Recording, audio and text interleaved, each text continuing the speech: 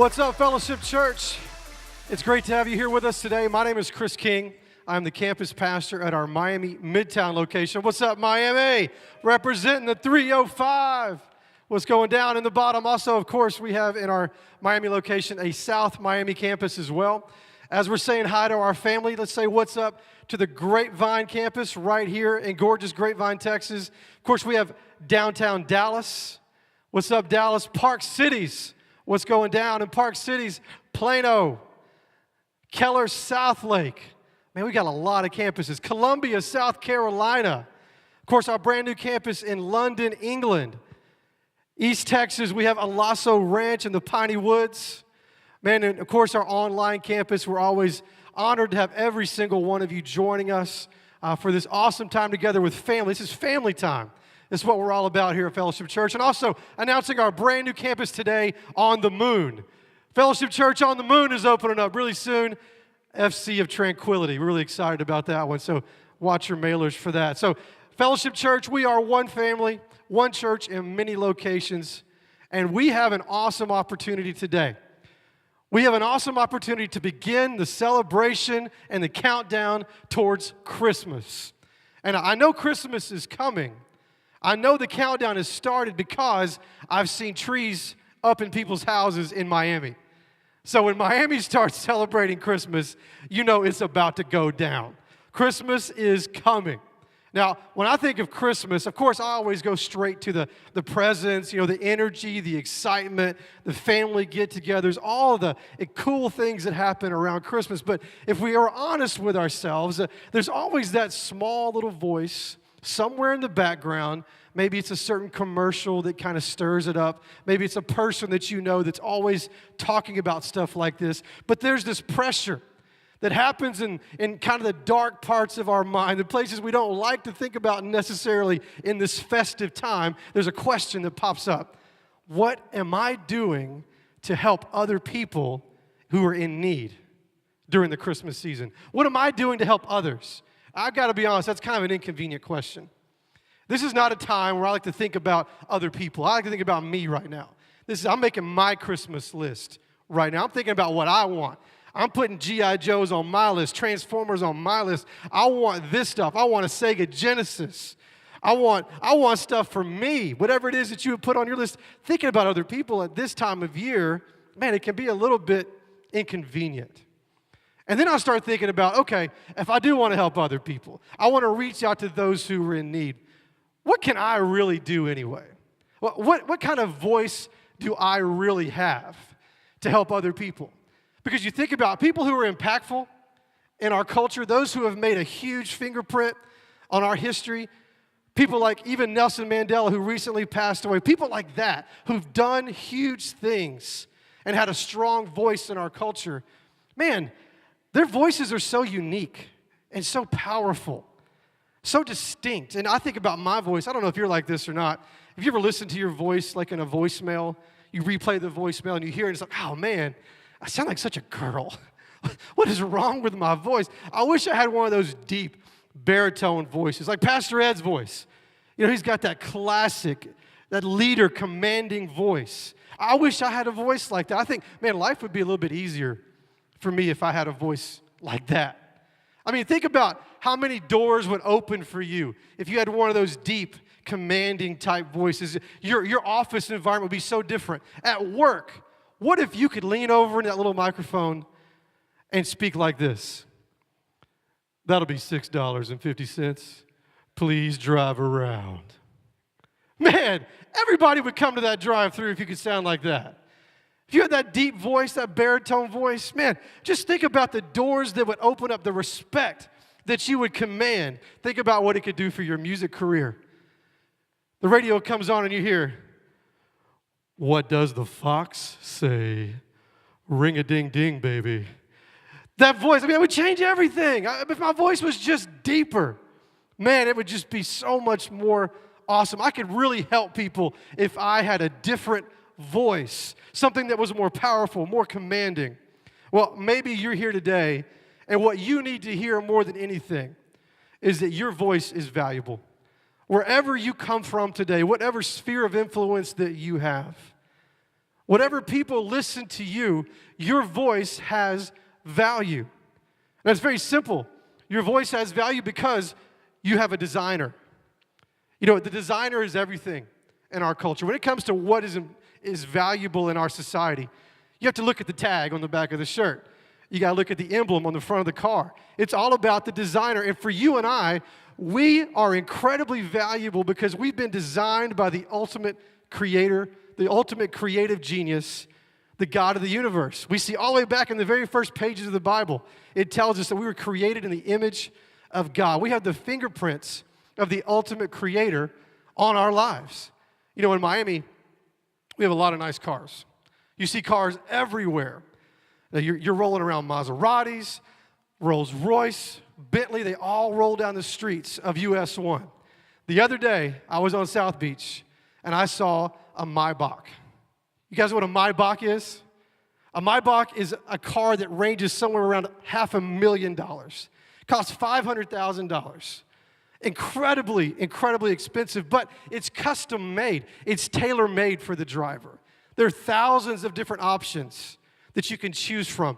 The length of the seats in the back can be adjusted based on your height. The cushions in the seats can be adjusted based on your weight. They can put in PlayStations. They can put in plasmas. I mean, they can do whatever you want. They build the car around you. That's why it's so expensive, because it's been specifically designed for you, so it has value. Do you realize that your life has a voice? And it's more than just the sound waves that are generated out of your mouth. It's about the ripple effects that your choices have on people's everyday lives. You have a voice, and that voice has been given to you by God. It's been designed with intricate design. It's been given to you as a gift to be used in an incredible way. We've been given a luxurious gift. Our voice is unique. And there are people that you can reach. There's people that you can talk to that I can never talk to. There's people I can hang out with that maybe you could never hang out with. Your voice is valuable. You've been designed by God to have that voice in particular. And there are people that you can impact in this world that nobody else could ever reach. Your voice has value. And because your voice is valuable, it matters what you say. Your words matter. It's so easy for us to believe that the words that we have to say don't have a lot of weight, that people don't really listen to them. Well, the fact of the matter is we see people all the time around us using words that they think are important, that have value, but really there's no substance to it. Their platform that they choose to use, the thing they talk about, the words they choose to use, most of the time when we talk about things, we talk about ourselves, right? We become the object of all of our conversations, all of our stories. We are the hero. We're the Braveheart moment of every story we tell because we believe ultimately that we're the most interesting people on the planet. Now, maybe you don't think that out loud, maybe you don't say that out loud, but does your conversation tell that story? See, because what you find valuable, you talk about. Your words matter. What you say matters.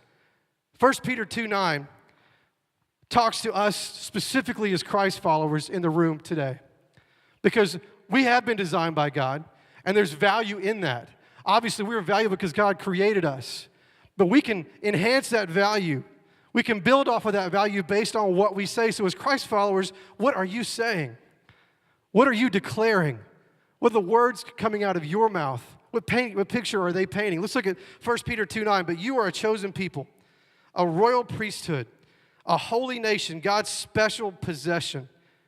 Why? That you may declare, say the word declare, that you may declare the praises of him who called you out of darkness into his wonderful light. The God of the universe has chosen you to be the main vessel to communicate his message of hope and love to this world. Can you believe that? You know, it'd be easy for me to second guess that decision. It really would be, because I think about the conversations in my own home. How many times have you done this, parents? You want to communicate a message to your wife, but you don't feel like going in the other room. Of course, this is obviously a male illustration, because the mom would just get up and go in the other room. The guys, I'm not doing that. That's like 10 feet away from me. There's no reason to waste that energy. So I'll call my son over. Hey, Jax, I need you to tell mommy something. I need you to tell her to go in the garage, look behind the workbench, move that orange box out of the way, and then you're going to reach your hand forget it. I'll just do it myself. And I'll push him out of the way, and I'll go tell her. Because I don't trust that he can communicate all those details, all that information to my wife. It's just easier if I go tell him. Can you believe that the God of the universe has selected us as human beings, designed our voice boxes for one purpose, and that's to communicate his love to those people around us? He has delegated to us a responsibility that's beyond any of our conceptions, beyond any of our imagination. And he's trusted you and I with that. So your voice is valuable. And so because your voice is valuable, because you have influence, what you say matters. Now, we've all been, on this planet for a while now. We've done life, and we've learned one lesson that I'm sure we can all relate to. Many times, how you say something is just as important as what you say. You know that phrase that you probably have all heard, people don't care what you know till they know that you care? It's about how you say it. So many times you can distract people, you can lose people in your communication just because of the way you say something. Case in point, when you're talking to somebody and they say, they've made a mistake, they look at you, they look in the eyes, and they kneel down and they say, look, I'm sorry. It touches your heart. You respond to that. Versus some frustrated teenager that goes, okay, I'm sorry. It doesn't mean anything. Or maybe you're walking down, through a crowded intersection of people and somebody says, oh, excuse me. That's polite. It communicates, respect. Versus, excuse me. It communicates something different. How you say something is just important many times as what you say. It's all about your tone of voice. What's the tone of your voice? To the people who are outside of Fellowship Church, the people who are looking in at your life, what is the tone of your voice to the community around you?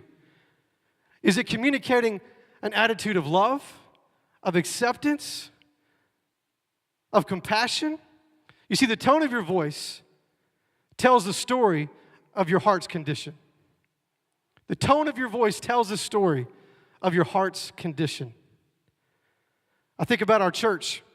Do you realize our church has a voice? Fellowship Church has a voice, and there's a very specific, a very intentional tone to that voice. When you walked up today, you saw greeters at the front door. They greeted you with a huge smile, maybe a handshake, a big hug. They welcomed you to the church. You came into the auditorium, there were hosts that escorted you all the way down to your seat, found you the best seat in the house. Your kids right now are having a blast in FC Kids. People are preparing hospitality as we speak. Parkers are out in the parking lot preparing for the next service, making sure that the parking lot is taken care of, is hosted, is warm, is greeting. All those things are happening because there's a tone of voice that is intentional here at Fellowship Church. And it tells the story of this church's heart condition. And that story is this: we care about those who have not come yet. We care about those people who have not graced the doors of this church yet. Our heart's condition, the condition of our pastor's heart, the condition of our God's heart, is to reach those who have yet to be reached. And so we set up things all around this church to make that happen. It's a choice. It's never convenient to reach people. Do you realize that's never convenient? As a matter of fact, most of the time it feels very inconvenient. You have to fight to create margin. You have to fight for that tone of voice because it really is a condition of your heart. Not too long ago, I was preparing to come to church in Miami. It was a typical Sunday morning in a pastor's house. Of course, everything's going crazy. Kids didn't get up on time. Breakfast got burned. The car's not loaded yet. We're trying to get out of the door and the phone rings. Now, typically, I don't usually answer many phone calls on Sunday morning from phone numbers I don't recognize. For whatever reason, that day I did. I answered the phone, and there was a voice on the other line that immediately told me the condition of this individual's heart. I could tell in his voice that he was crying. He sounded hopeless. And as he began to speak, he began to tell me a story of the night before. And for many people, it's a common story. He went out, he got drunk, he came home, he got high, and now he's waking up in the morning. The high is wearing off. The guilt has begun to set in. The hopelessness is beginning to set in. And he's desperate for answers. And I've got to tell you guys that when that phone rang and I began to hear his voice on the other end, I was not excited to have this conversation. I had other things to do. I had a lot of responsibilities that morning, things I had already committed to. I had to get there. It was inconvenient for me, and I did something very specifically. I remember praying a prayer. And this is not going to sound like a very pastoral prayer to you. I hope you're not disappointed in this prayer. But I pray, God, help me care in this moment.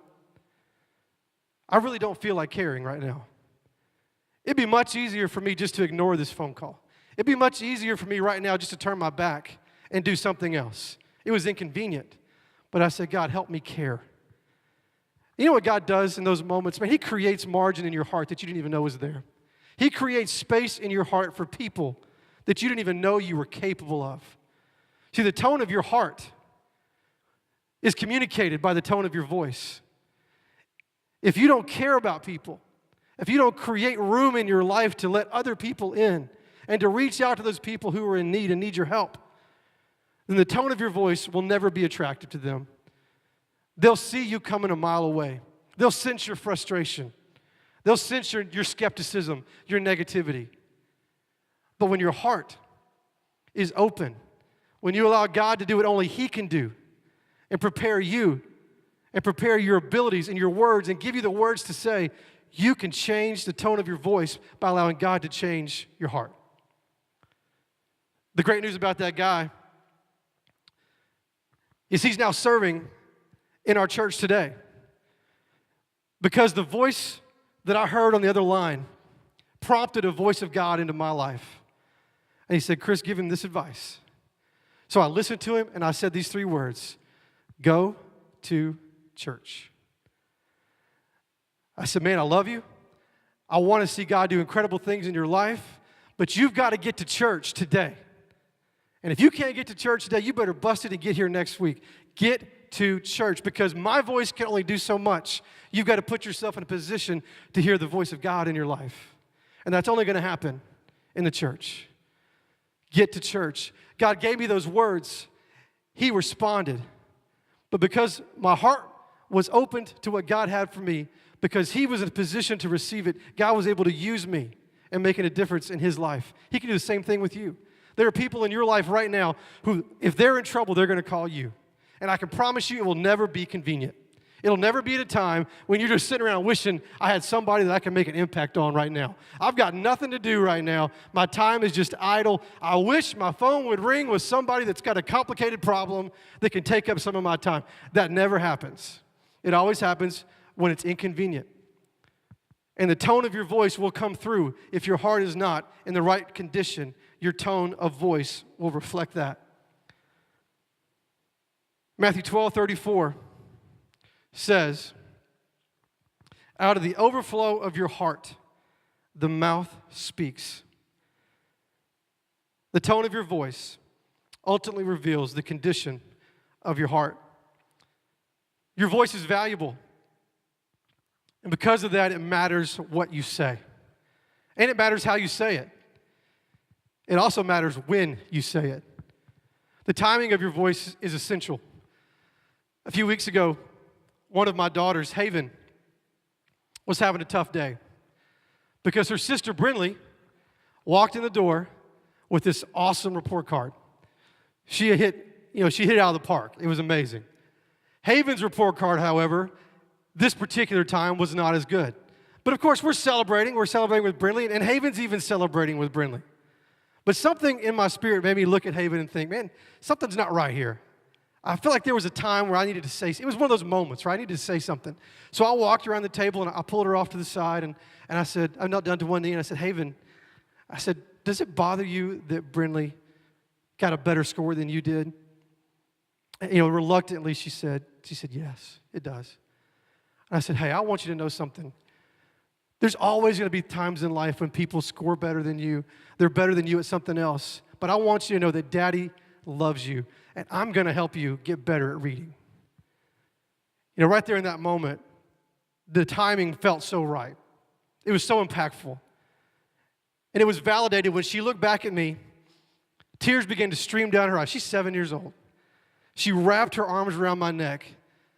And this 7-year-old little girl said, Daddy, it is so good to have a dad who understands me. And in that moment, I realized there was a timing issue. She needed me in that moment to rescue her. She was feeling insecure. She wanted to celebrate for her sister, but she felt inside that she was not measuring up. And in that moment, I was able to restore her and rescue her from insecurity. Timing is everything. In your life, there are people who are in need. And there are certain times that you cannot miss. There are certain moments that you just can't miss. We are currently in the middle of as a church, we are currently in the middle of a season that we cannot miss. The season of Christmas is important because this might be, as our pastor says all the time, the one time a year where somebody might actually give God a chance. The timing is now. The timing is right now, and we have to be prepared. Timing is all about preparation. Timing is all about being ready in that moment when it happens. I have a friend of mine who's having a medical issue in his family right now. A close family member is not doing well at all. And I know that he was in the hospital with them. The other day I got a phone call from this individual, and he was asking me about some information about our church in Miami because while he was at the hospital, working with his own family, dealing with the struggles they're having right now in their own family, he met somebody who lives in Miami. And he saw an opportunity, he saw a moment to invite that person to be a part of our church in our Midtown Miami location. So in the midst of his own chaos, he saw a moment. He recognized a moment, and he took advantage of that timing. Your voice is valuable. And in certain moments, it could be the only thing that people have. But you got to recognize those moments. Over these next few weeks, we have to feel a divine sense of urgency to reach those around us. That there are people out there who are hopeless. There are people out there who are looking for something new and different in their life. And all they need is one invitation. All they need is one person to reach out to them, to start up a conversation. And I know that can be difficult. I live in a city where you get looked at like you're an idiot if you talk to somebody you don't know. I ride the train to work all the time in Miami. And riding the train, it's like a really long elevator.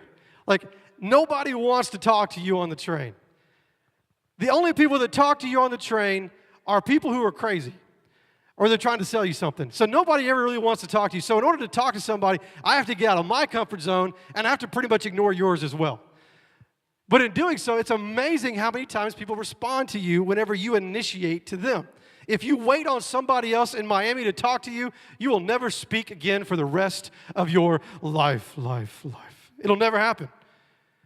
It takes initiation. It takes us to recognize that the time is now. A few weeks ago, I was walking out of the church in Midtown, and a guy walked by, this big old bowed-up trainer guy, and I recognized him. It was one of those God moments. I recognized him from an event we had about a year ago. And in that event, I met him at a restaurant. I got his Facebook information, and I added him as a friend. Well, it was one of those moments when I saw him walking down the street. I thought, man, that's a guy I need to talk to. I can't remember his name. I don't know what he does, but I said, hey, I think I know you. I just put it out there. You know, he could say, yeah, you're a psycho, whatever. But he responded, and he walked over to me. I said, hey, man, I think I've met you before. And he goes, yeah, you're Chris King. Now I'm like, okay, now he's the psycho. How in the world does he know who I am? He said, yeah, you friended me on Facebook that day. I watch your stuff. You know, when you post images from your church, I'll watch that stuff all the time. I'm not religious. I'm not going to go to your church, so don't even ask. But I just, I see you on Facebook all the time. And I was like, oh, that's cool, man. That's great. So I started asking about his family. He answers the questions, and he says again, oh, yeah, by the way, I'm not coming to your church. Okay, bro. I didn't even invite him to the church yet. And so I began to see him over time. And now we've seen each other in the gym 3 or 4 times. He's introduced me to some of his friends. So now I have 4 or 5 guys in that gym that I have been introduced to by this guy who's never coming to my church. I believe at Christmas he'll be at our church. He's definitely going to get invited, and so will all of his friends.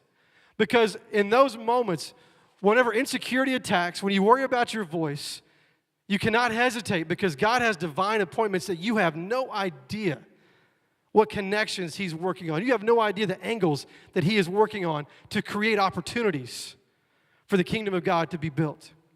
I'm reminded of the story of Esther. Esther won the lottery. She went from the pit to the penthouse. She was in the palace of the king. She had it made. What do we learn a lot? That we've been blessed to be a blessing, right? Well, she was blessed, and she had an opportunity to be a blessing. See, the people of Israel, the Jewish people were being threatened. They were about to be wiped out. And now she has a position of authority. She has a position of power. She has the ear of the king. Her voice mattered. And her cousin Mordecai came up and let her know the opportunity that she had. And she did what a lot of us do in those moments. You can check this out in the book of Esther. It's a beautiful story. She did what a lot of us do in those moments. She began to question herself. She began to question her role because it was a risk. If she were to speak up in this moment and try to rescue her people, if the king didn't like what she had to say, it's curtains for her. He could ghost her just like that. So it was a risk for her. But Mordecai gave her the best pep rally speech ever, the best halftime motivational speech in the history of the world. He looked at her and he said, look, I get it. You're nervous. You're scared. I understand that. But he said in Esther 4:14, and who knows but that you have come to your royal position for such a time as this. Who knows, mom and dad, that you haven't been placed in that position for just this time. Student, maybe you're on that team right now for just this time. Single parent, maybe you're in the position that you're in, the job that you're in for just this time. You see, God has a miraculous way of reaching his hand through eternity and orchestrating the events of our lives to create divine opportunities. The countdown to Christmas has started. And that should create a divine sense of urgency in us because there are people out there who need to hear the voice of God in their life. And because your voice is valuable, you have something to say. What you say matters. How you say it is important. And when you say it is essential. And when all these things work together, it creates a rhythm, a tempo to our voice. And tempo is huge. Because when you have a band on the stage, you have a bass player dropping a bass line in one song, an electric guitar player playing something else, a drummer making up his own thing, a singer doing her own runs over here. It's chaos. And all these beautiful voices get lost in the chaos. But when they sync up on the same tempo, the words become clearer. The song becomes sweeter. And the voices become amplified as they unite together and they sing the song in the same rhythm. They play the song at the same tempo. See, God has given you a voice, but that voice has been designed to be played in rhythm with God's house, with the church. You've been given a platform in your life. You have a voice that has power. It has influence. I believe the biggest mistake we can make in these next few weeks leading up to Christmas is trying to take our voice and go solo. The greatest decision that you can make with your voice during this season is to unite it with the church and let an amplified voice go out to our community that this is a house of hope.